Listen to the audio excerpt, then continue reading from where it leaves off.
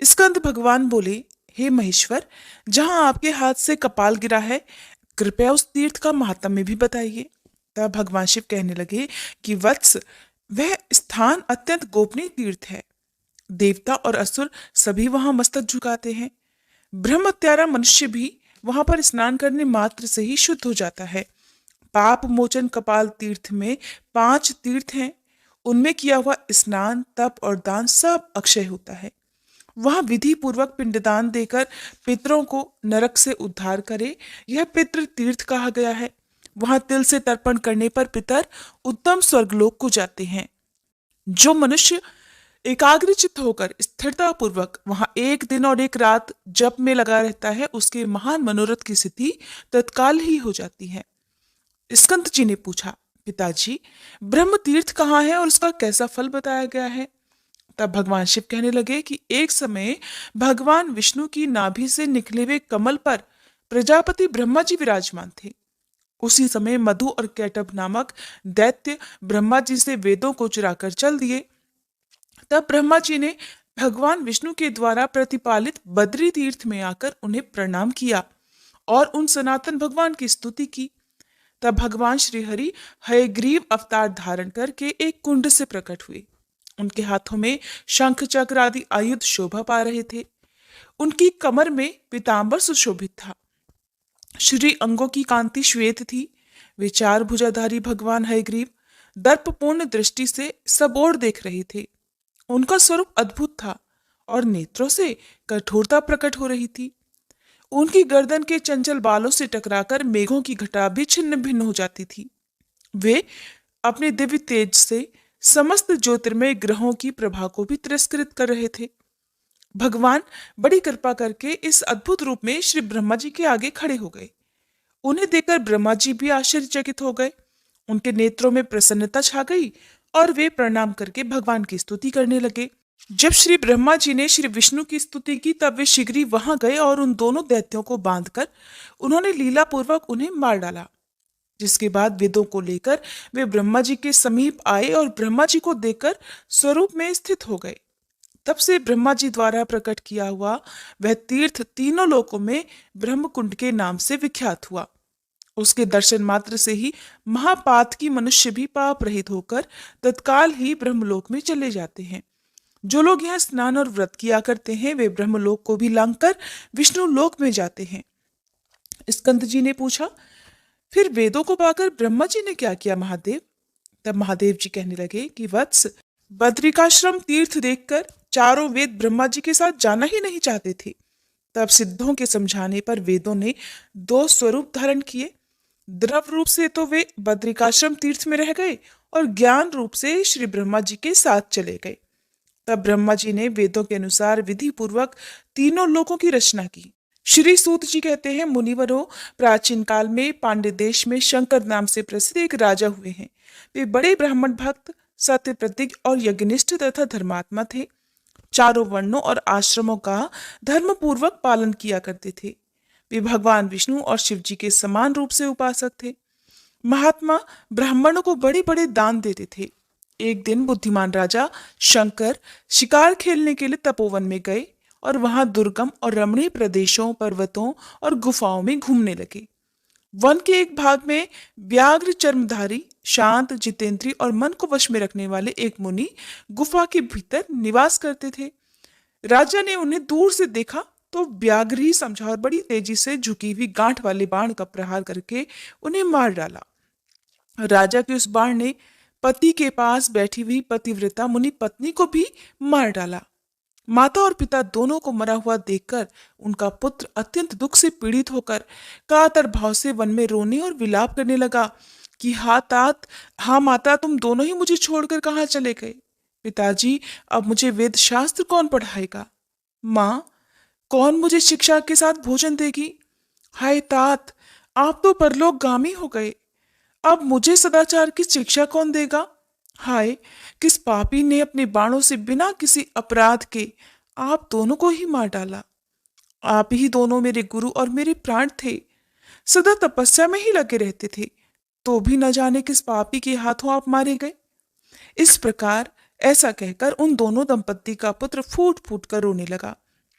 उसका रोना सुनकर वन में विचरने वाले राजा शंकर तुरंत ही उस शब्द की ओर लक्ष्य करके उस गुफा के पास जा पहुंचे। उस वन के रहने वाले मुनि भी इतना कोलाहल सुनकर और उस बालक का रोना सुनकर उसी आश्रम पर एकत्रित हो गए। मुनियों ने बाण से भरे हुए मुनि और उनकी पत्नी को देखा।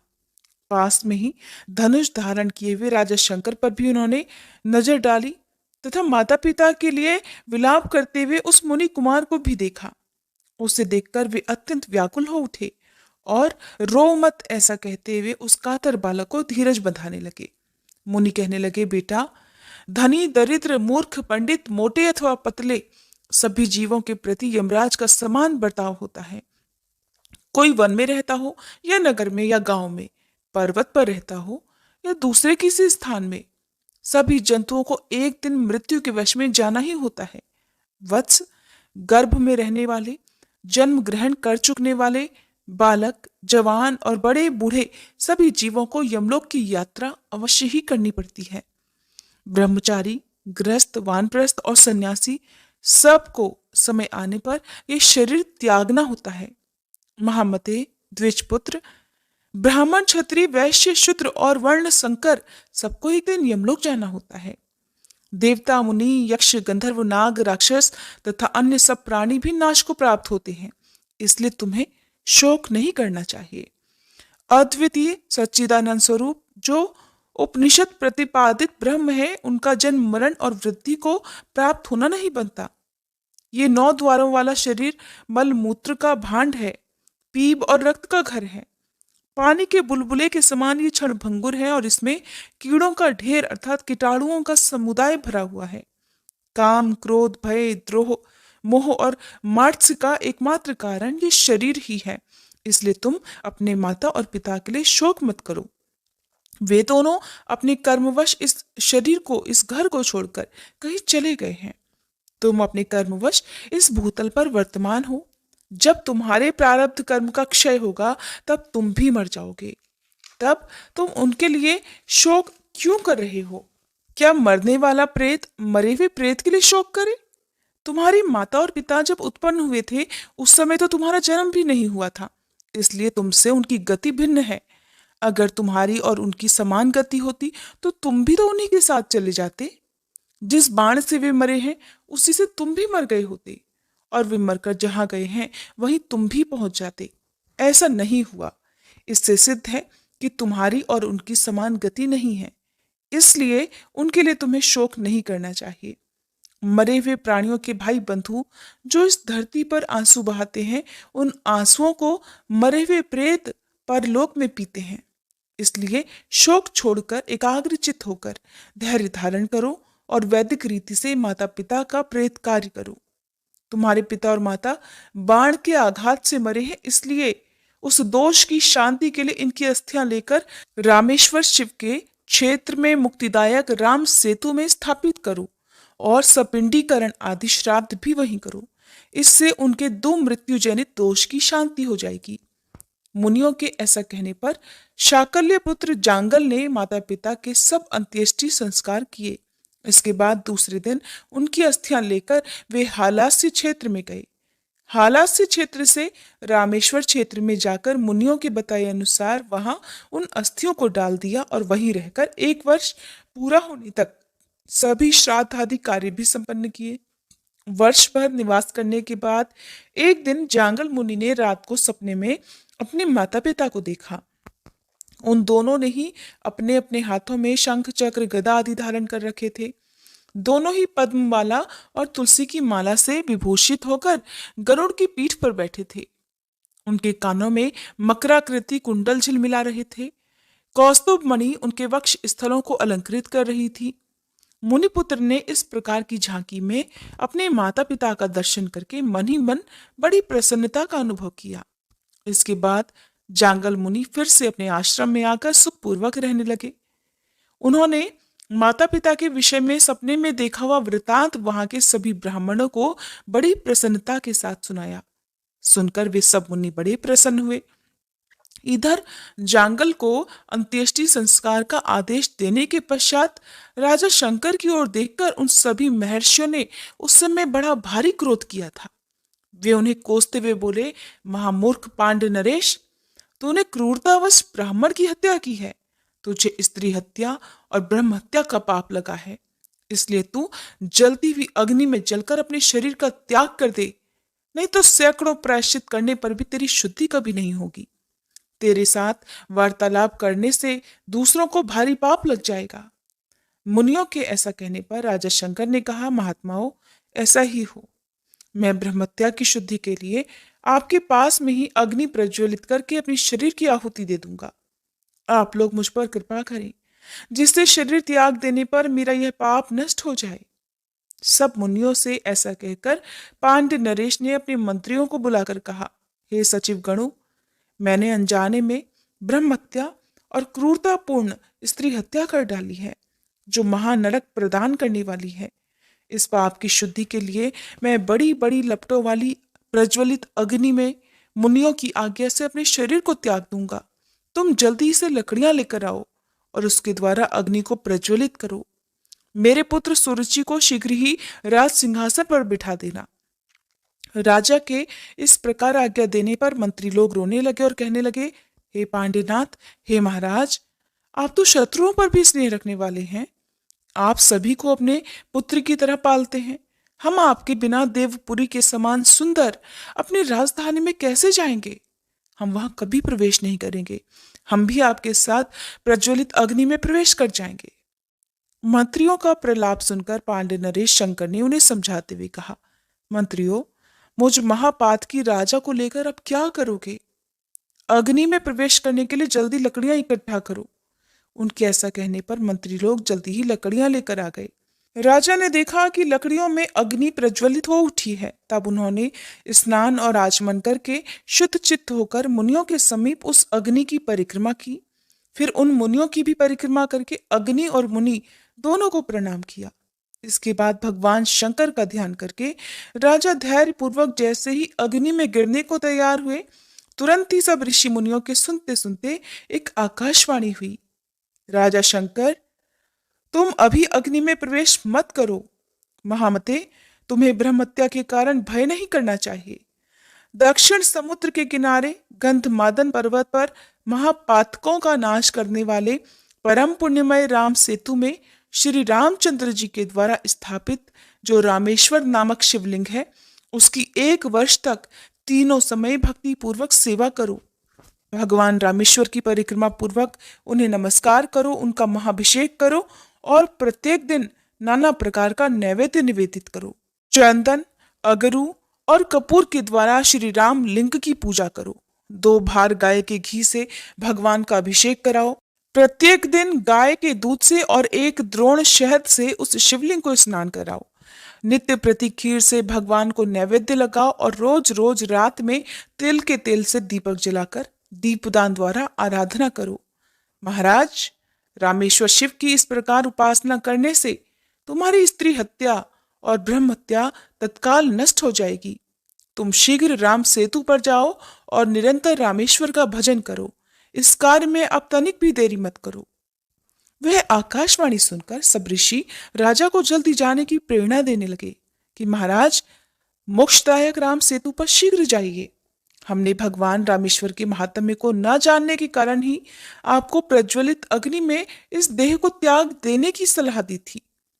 मुनीश्वरों की ऐसी आज्ञा पाकर महाराज शंकर ने चतुरंगिणी सेना तो नगर में भेज दी और स्वयं बड़े प्रसन्न मन से महर्षियों को नमस्कार करके कुछ गिने चुने सैनिकों के साथ बहुत सारा धन लेकर भगवान रामेश्वर की सेवा के लिए गंधमादन पर्वत पर चले गए और वहां शुद्धिदायक राम सेतु पर उन्होंने 1 वर्ष तक निवास किया।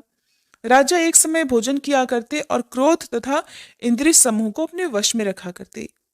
वे तीनों समय भक्ति पूर्वक भगवान रामेश्वर की सेवा करते हुए उन्हें प्रत्येक दिन 10 भार धन भेंट करते। उन्होंने नित्य प्रति भगवान रामेश्वर की महापूजा करवाई। हर दिन धनुषकोटि में भक्ति पूर्वक स्नान और प्रसन्नता पूर्वक ब्राह्मणों को अन्नदान किया। आकाशवाणी ने जैसा बताया था उसके अनुसार सब पूजन किया। इस प्रकार 1 वर्ष पूरा होने पर राजा शंकर ने संतुष्ट चित्त होकर दयानिधान भगवान रामेश्वर का इस प्रकार स्तवन किया कि मैं सबके ईश्वर रुद्र को नमस्कार करता हूँ। रामेश्वर नाम से प्रसिद्ध भगवान उमापति को प्रणाम करता हूँ। हे देव, कृपया मेरी रक्षा कीजिए और मेरी ब्रह्महत्या को शीघ्र जला डालिए। त्रिपुरासुर का नाश करने वाले हे महादेव, आप कालकोट विष को भक्षण करने वाले हैं। हे दया सिंधु, आप मेरी रक्षा कीजिए और मुझे स्त्री हत्या रूपिणी पाप से छुड़ाइए। हे गंगाधर, हे रामनाथ, हे त्रिलोचन प्रभु, आप अपनी कृपा दृष्टि से मेरा पालन कीजिए। हे प्रभु, मेरे सभी पापों का नाश करके आप मुझे शुद्ध बना लीजिए। आप मुझे शुद्धि देने वाले हो। जो आनंद स्वरूप और सच्चिदानंद घन है, उन रामेश्वर शिव को मैं बारंबार नमस्कार करता हूँ। मेरे सभी पाप नष्ट हो जाएं।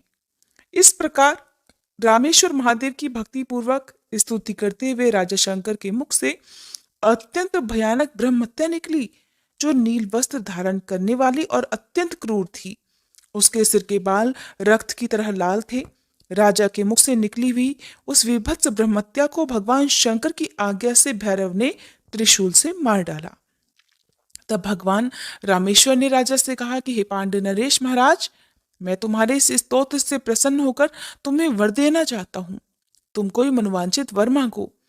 स्त्री हत्या और ब्रह्म हत्या से जो तुम्हें दोष लगा था, वह अब निकल गया। तुम अब शुद्ध हो चुके हो, निष्पाप हो गए हो। पहले की तरह अपने राज्य का पालन करो।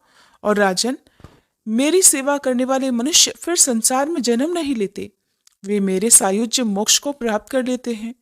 जो मनुष्य इस स्तोत्र द्वारा भक्ति पूर्वक मेरी स्तुति करेंगे, उनके महापातकों की राशि को मैं अवश्य ही नष्ट कर दूंगा। अब तुम इच्छा अनुसार वर मांगो।